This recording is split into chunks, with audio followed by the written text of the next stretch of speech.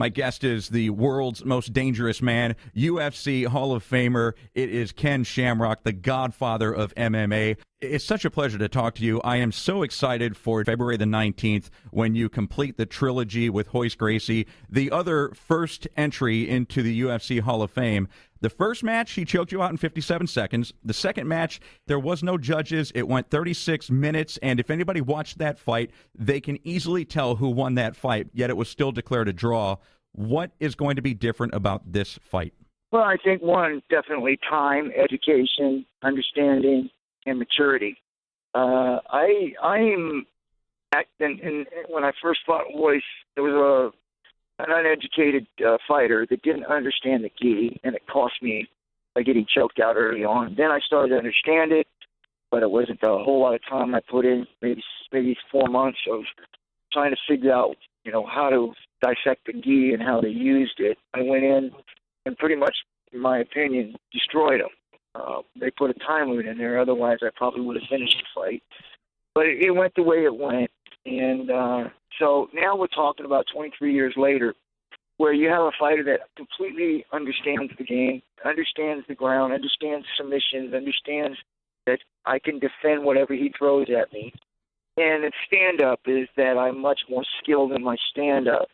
So I believe that time has definitely been on my side because I've educated myself and not stayed where I was at, where I believe Royce is still one-dimensional. I believe he studied a little bit to get himself in just enough trouble to understand the stand-up, but I don't believe he's really put himself in a position to really educate himself and make him better fighter at the stand-up position. I think he just educated him enough to understand what's coming at him. So then, Ken Shamrock, this begs the question. Royce cannot hurt you. I know he can't because you've been hit by people with much heavier hands than he has, and your ground game is good, and he hasn't fought in over 11 years. How can you lose this fight? Not being in shape. Our camp was developed, and our camp was based around conditioning, about going into the fight, being prepared to go 3 rounds if I have to, or going 1 hard round or 2 hard rounds or whatever it takes to finish the fight. But my whole camp has been based around conditioning, being able to finish the fight. What I found interesting, you talk about conditioning, Ken Shamrock, the second time that you fought Royce, there was a time limit put on at the very last minute. Truth or myth? You were in shape enough to go 2 hours if needed? 3 hours. I trained for a 3-hour fight. How do you do that? You take a guy every 30 minutes, and you have a fresh guy come in every 30 minutes, and you just grapple with him and roll with him. And your whole concept is not to be submitted, not to get in that position. And if you can do that for 3 hours, then you're good enough to go hard for 2 hours. So I was ready for a 3-hour fight, no matter what it took to get him out of there. And then they put the time limit in, which negated my strategy, which I believed I had going in the right direction when the fight was stopped. Bellator 149 happens at Toyota Center on Friday, February the 19th. The main event is the third fight between Ken Shamrock and Royce Gracie. We're talking right now to Ken Shamrock. Also on the card in the co-main event is a guy that you have recently fought, Kimbo Slice. Kimbo's fighting a guy named Dada 5000. What can we expect in this fight? It's going to be exciting. Both these guys come to fight, and they both throw big hands. So I'm excited to see it. I mean, like I said, I'm fighting in the main event, but I'm very interested in watching this fight because someone's going to get knocked out. And I don't know who it's going to be. I think they both got really good hands. They both throw big, heavy punches. It's going to be fun to watch. And there's bad blood between both of them, having grown up in the mean streets of Miami. You lost to Kimbo Slice, and the right hand that he hit you with on the jaw, I cringed. How did that feel for you, actually taking that blow? Yeah, and I think that's what I think the referee saw and what other people thought they saw was that he hit me on the jaw. And if he would have hit me on the jaw, I probably would have been out, no question. But I was hitting the forehead, and I got a cut over my forehead from the punch. And that's, to me, I believe, is why the fight was stopped, because I wasn't unconscious and I wasn't, obviously it hurt me, no question, but I wasn't in a position to where I couldn't fight back. So That's what I believe that John saw and that the fans saw when they say, well, no, it was a good stoppage, because I believe a lot of people thought that he did hit me on the jaw or in the face, but the punch landed in my forehead, which is the hardest bone in your head. So I was able to fight from that point. But again, the referee didn't see it that way, and so I just have to go along with the way things are. And now being able to put that behind me with a big fight coming up. How do you feel the next day after a fight like that, or after a fight with Tito, the second one? I think you're sore, know, to the punishment that you took. But I think that, you're also second guessing yourself. Like, man, what if I had done this, or if I had put this more into this? And it sucks, man. And as you get older, you start realizing, listen, yeah, it's good to try to see what you could have done better, because that's how you're going to get better. But don't beat yourself up over it. Let me get your thought on this. While I was watching the second Ortiz fight with you, he had you basically pinned up against the cage, and he was raining some blows down on you, and you made it through the round, but your face kind of wore the details of what was happening. And Rogan, right. And Rogan and Goldberg are sitting there going, any other fighter, they stop this, but Ken Shamrock's a legend. They got to give him extra opportunity. At that point, do you really care about extra opportunity? Absolutely. Really? Especially if you have an opportunity to be able to still win the fight. Anybody that has good submission skills, any point in time in the fight, if a guy leaves an arm out or a leg out there and you're able to grab onto it, put it in a good spot, you can win the fight, no matter how much damage you take it. So, I take as many opportunities as I can get, because I don't like losing. And so, I'll take as much as I can get. Bellator 149, Friday, February 19th, Toyota Center. Royce Gracie, Ken Shamrock, 2 UFC Hall of Famers go at it for a third. And what I'm assuming is going to be a final time. Is this going to be your last fight? I don't know. I think, listening to Manning, I think he did it the best, and that's something that I was also told that he brought up too, is that you just don't make decisions either in the middle or at the end of an emotional event or emotional setup. And definitely this fight is definitely emotional for me, one I've wanted for a long time. So I won't be making a decision on any of that stuff in the near future, because I've got to let everything settle to make sure that I make the right decision for myself and my family. Well, the rumor is that once you get past Royce, that Pat Miletich wants to step into the Bellator cage with you. Well, I'm glad to hear that these guys will start to say, you know what, I'm not ready to die. I'm not ready to sit out here on the sidelines and let everybody else have the fun. I want to take fights that are fun and interesting. So I'm glad to hear that these guys are starting to do that, because I know they're unhappy because they're fighters. They love to be in the ring. So there's fights out there for every one of these guys to go in and compete and have fun doing it. So I'm glad to hear that. But as far as taking a fight, I've never turned down a fight. I won't turn down a fight. But right at this point in time, I've got to take care of Royce Gracie before I think about anything else. Talking to Ken Shamrock, are you amazed at the growth and the evolution of what you and Royce started 23 years ago? Oh, absolutely. You don't really get a chance to look and see how things roll out while you're in the moment. You just live in the moment. You got to keep going. But I've had time to really look and reflect on how things have gone and where we're at today. And it's an unbelievable opportunity that me and Royce Gracie were given to be able to be a part of something so awesome at the beginning, and being able to be basically the godfathers of MMA. And it's something that I cherish. Do you like the fact that there are rules now when there weren't then, that there are rounds now when there weren't then, that there's weight categories now that there weren't then? I remember the very first fight. I remember when Gerard Gordeau took out Taylor Tooley. There was 400-pound weight difference there when he kicked his tooth out. Now you'll never see that again. I mean, everything has to evolve. We see things that start out and they're awesome, but if we don't try to somehow or another make it somewhat safe, then we're only asking for trouble. So I think that when you're talking about the size of a man or a woman that goes into a ring, eventually it will make a difference when people start getting at the peak level. So I believe that that's definitely something that had to be done. I don't know about the time limits. I've always liked the idea of, two guys go in there and, you let them finish it. Mm-hmm. And having rounds, it just gives guys a chance to recover, come out there, be more explosive. I'm more of a fan for no rounds. I don't know. I just think it's something pure about that. I don't like the gloves. I don't like the idea when you put gloves on somebody, you're taking away a submission specialist's opportunity to really to go after submission holds because the glove is so bulky. And then you're taking away from guys that are very good strikers. You're taking away their ability to be good strikers because you're putting a glove on them, and then that means that anybody now can knock somebody out, and not just the good strikers, but now anybody can throw a haymaker and knock somebody out and not break their hand. So I don't know. I think putting gloves on people just it takes away the professionalism of a grappler. The guys that are really good at grappling are now being handicapped, and then you're taking away guys that are very good strikers.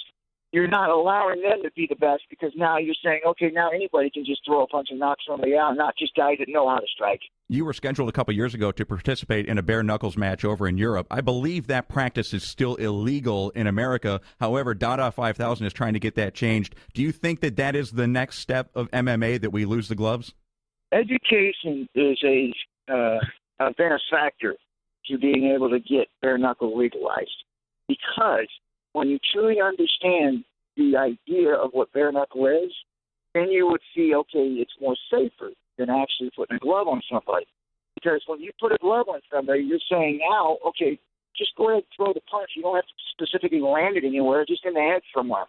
And you'll be able to knock them out, and your hands will be okay. You take that glove off, and now all of a sudden these guys that don't know how to strike and they're just throwing haymakers are going to break their hands in the first round. They're not going to be knocking people out. They're going to be breaking their hands. Now all of a sudden you're going, wait a minute. Now we're going to just be able to have guys that are very professional, guys that have worked on their striking, that know how to throw a punch, and that know how to be accurate with their punches, are now going to be the ones that are going to be winning these fights, because that's the way it should be. It shouldn't be just guys throwing haymakers. You broke your hand a couple of times, if I'm not mistaken. Absolutely. I broke it on a guy when I had him on the ground, and he had it pinned up against the fence, and I threw a punch down on him, and he turned his head.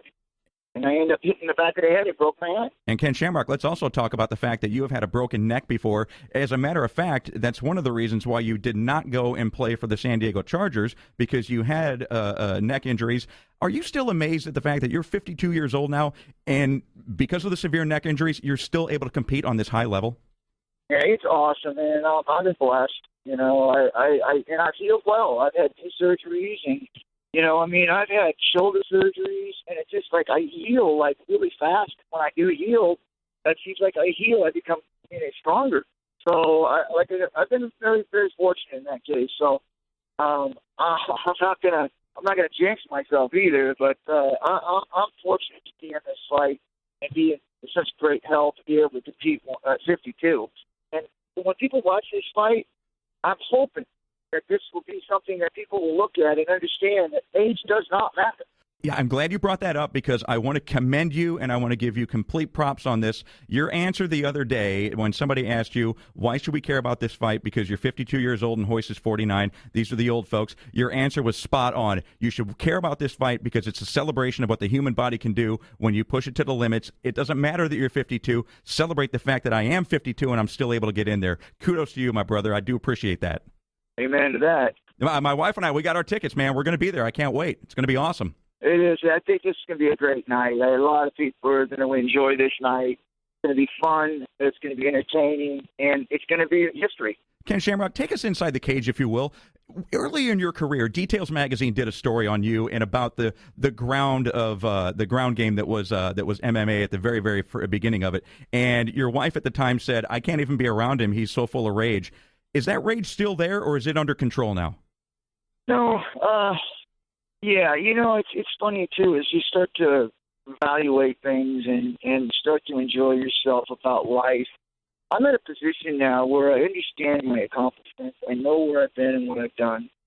And I'm doing this not to prove anything or not to try to gain any more that I've already got, but more or less doing it for me, for my having fun. Going in the ring and competing at a level that I'm at, and being able to train with my guys and be able to set a pattern and a direction we're going to a journey to get in the ring and fight this fight. We start 2 months out, and we end up where we're at. We accomplish it. I mean, to me, it's just a journey that I've gone on. It's awesome, man, and I'm enjoying myself. And so the rage that I used to have there usually came from competition and the desire to want to be the best and win. And now it's like I've already accomplished all those things. Right now, I'm enjoying myself. I want the fans to enjoy themselves. And I want to make sure that when I go in there and I fight, that I put my best performance on, because that's what I love doing. Bellator 149, Friday, February 19th, over at Toyota Center. You can get your tickets now. You can watch it on Spike TV. Are there any little secret tricks that MMA fighters bring into the cage? Like, do you purposely go in there with bad body odor, bad breath? Are there any little things that we watching wouldn't see? Well, I mean, for one, they check the wraps and stuff, so, none of that stuff goes on. But, I would say some of the things that most people don't see, and I hopefully that the reps are catching on to it, is that when you're fighting in there, there's little hooks on the glove and on the hand, the inside and the sides of the glove that you can slip your finger into, and you're able to grab that glove and hold on to it, and they're not able to get away from it. So there's little things like that. You can stick your finger into little crevices of the glove to be able to control them. How special is it going to be for you to have your brother Frank in your corner? Oh, that's awesome. With his knowledge, and he's been in a lot of world championship fights, fighting and also cornering. So just to have his knowledge there is going to be a tremendous benefit for us. For a while there, you and he were estranged. There was talk that maybe you guys might fight in the cage one day. Who does win if that ever happened? Well, I don't know. I mean, obviously, Father Time is definitely caught up with me. So, the skills I had when I was 32 years old aren't the skills that I have today. And that Frank definitely, Father Time is caught up with him. So, I'm not sure I would even want to even go there on that one. I think it would be fun, it'd be interesting, but I'm not sure that fight would happen. But in my prime, I think I would win just because of my size and strength. I actually think the world's a better place when Frank and Ken Shamrock are friends and not adversaries. I agree. Rapid fire here. Just give me your thoughts on Vince McMahon, please.